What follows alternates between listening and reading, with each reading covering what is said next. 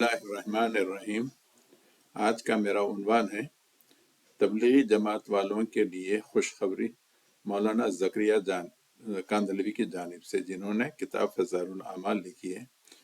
مولانا زکریا فرماتے ہیں جس شخص نے ایک دفعہ بھی کلمہ لا الہ الا اللہ پڑھا، اس کے اعمال نامے سے پورے گناہ دھل جاتے ہیں۔ یعنی آپ کو استغفار وغیرہ کرنے کی ضرورت نہیں ہے، نہ اب تو آپ کو اپنی زندگی کے یعنی اصلاح کی ضرورت ہے۔ بس آپ صرف کلمہ لا الہ الا اللہ پڑھیں، سیدھا آپ جو نا جنت پہ پہنچیں گے۔ اتنا ہی نہیں، اگر آپ کے عمل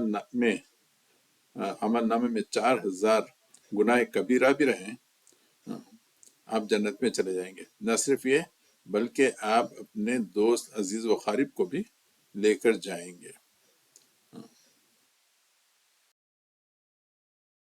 جگہ فرماتے ہیں کہ اگر آپ جمعے کے دن 80 دفعہ درود شریف پڑھیں تو آپ کے 80 سال کے گناہ دھل جاتے ہیں، یعنی معاف کر دیے جاتے ہیں۔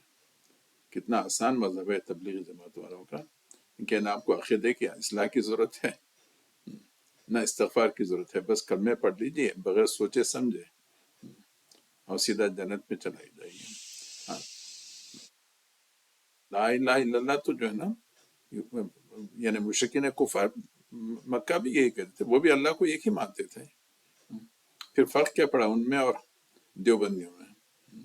یہ تو جو ہے نا، یہ رب کو ایک ماننا تو ہر قوم میں ہے، مشرکین مکہ میں تھے، مگر عبادت اور الوہیت صرف اللہ تعالیٰ کے لیے چاہیے، وہ شرط ہے، نہ کہ صرف اللہ کو رب مان لیں۔ اللہ کو رب تو ہر ایک مانتا ہے سوائے دہریوں کے۔ اصل میں یہ جو ہیں دیوبندی، یہ ماتریدی عقیدہ رکھتے ہیں، ان کے پاس اعمال اس کا نہیں ہے، ایمان کا حصہ نہیں ہے، صرف زبان سے بھی نہیں، بس آپ بولیں کہ میں مسلمان ہوں، آپ مسلمان ہو گئے۔ آپ کو نہ عقیدے کی اصلاح کی ضرورت ہے، نہ یا اپنا طاغوت سے کا انکار کرنا۔ جو آیت ہے وَمَن يَكْفُرْ بِالطَّاغُوتِ وَيُؤْمِن بِاللَّهِ، یعنی جب تک آپ طاغوت کا انکار نہیں کریں گے، آپ سمجھ نہیں سکتے، آپ مومن نہیں ہو سکتے۔ اور دیوبندیوں کے پاس طاغوت کا وہی نہیں ہے، اس پہ یہ لوگ یعنی عقیدے کی اصلاح کی کوئی ضرورت ہی نہیں کرتے۔